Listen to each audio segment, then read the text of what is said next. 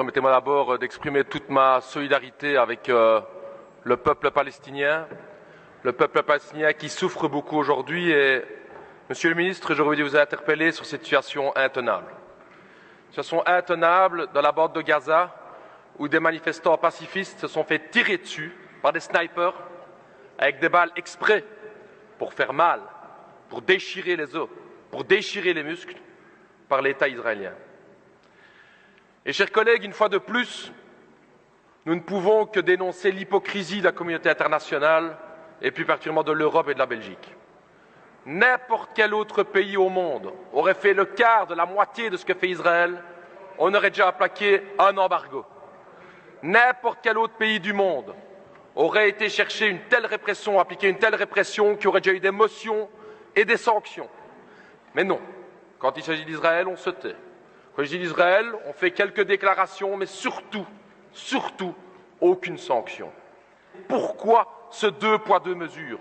Ici, dans notre propre pays, l'ambassadrice israélienne a taxé de terroristes tous ceux qui ont été tués lundi, y compris les enfants et les bébés. Alors j'ai entendu, Monsieur le ministre, que vous l'avez convoqué. Convoquer, c'est bien, mais je crois qu'il faut aller plus loin que ça.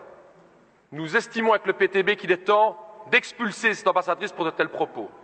Lorsque le peuple sud-africain se battait pour l'égalité des droits, ils sont battus contre l'apartheid, comme l'apartheid aujourd'hui existe en Israël.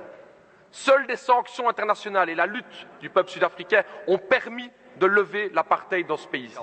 Is geen gelijkheid tussen een volk die gewoon buiten zijn huis wordt gestuurd, in een klein Gazastrookje waar ze daar zitten, en een ander deel, een andere staat die daar gewoon plaats inneemt, economie inneemt, militaire ingrepen, schieten. Er is geen gelijkheid. Il n'y a pas d'égalité entre le colonisé et le colonisateur.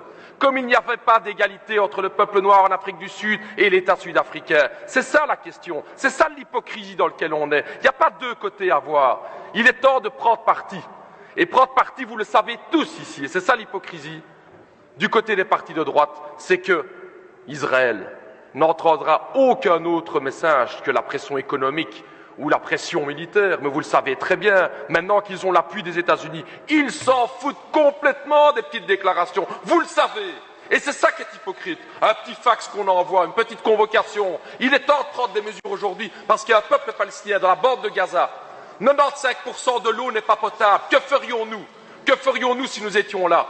45% de chômage, et on regarde. Alors cette hypocrisie à l'Union européenne, M. Reynders, il serait temps de la dénoncer, et si vous voulez vraiment faire avancer les choses, vous auriez pu prendre un acte bilatéral qui est celle d'expulser l'ambassadrice, comme l'autorité belge aurait pu le faire, et c'est regrettable que vous ne le faites pas, et c'est vraiment hypocrite.